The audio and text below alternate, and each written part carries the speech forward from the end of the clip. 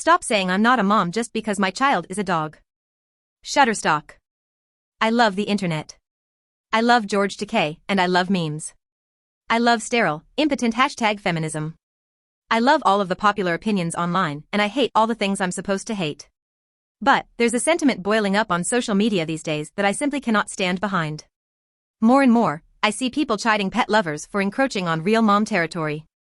I see people expressing disdain for dog and cat owners that refer to their furry friends as children. You're not a mom. It's just a dog, that's not the same as being a parent. Lady, that's not your son, and even if it were, you can't breastfeed in here.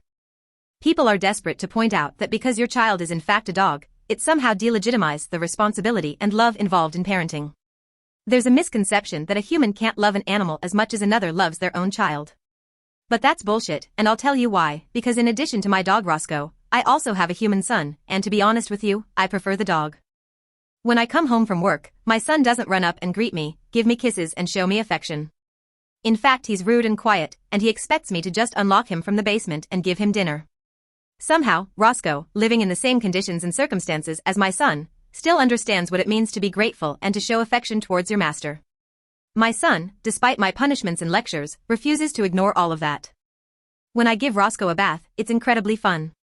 I get to lather him up and little bubbles come off his fur. I get to watch him run around the yard, nipping at them as if they were little butterflies. He always looks so confused when he bites down, and it's nothing but air. It's the most adorable thing I've ever seen. Bathing Mason, my son, on the other hand, is quite a struggle. Hosing him down in the garage almost makes me feel like a civil rights era policeman, and instead of fighting for equal rights, my son is fighting my demand that he cleans the gutters before I give him back his Nintendo DS. He's protesting my decisions as a mother. Because he doesn't have fur, there's rarely any bubbles, and Mason is too old to appreciate or chase after bubbles anyways. In many ways, I wish that I didn't have a son at all, and that it was just me and the dog. I know you're not supposed to say that, but it's how I feel, and it's how the dog feels too. That's two people in this household against one, and last time I checked, that's the literal definition of a democracy. If you disagree with that, you're not an American. That's not to say I don't love my son and I don't cherish him, I just don't love him as much as my dog. One of the hardest parts about being a parent is knowing that your children are going to die before you.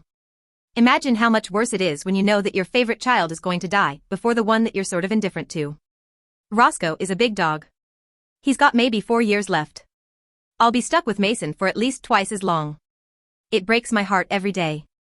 But, I try to push those thoughts aside and enjoy the little time I have left with my pup. So don't go around dictating the terms of parenthood.